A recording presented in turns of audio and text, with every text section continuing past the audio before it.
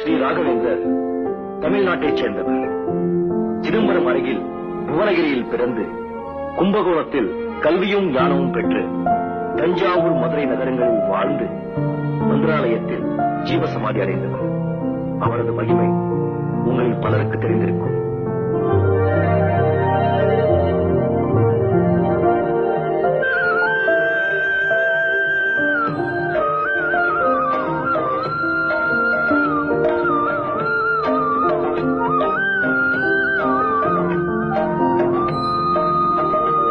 மந்திராலயத்தில் தெய்வமாக சமாதியில் அமர்ந்திருக்கும் ஸ்ரீ ராகவேந்திரன் ஜாதி மத பேதமின்றி அவரை நம்பியிருக்கும் பக்தர்களுக்கு வழிகாட்டியாக, நோயை தீர்க்கும் மருத்துவராக, இன்னலை தீர்க்கும் இறைவனாக, கேட்டதை கொடுக்கும் வள்ளலாக வாழ்ந்து கொண்டிருக்கிறார்.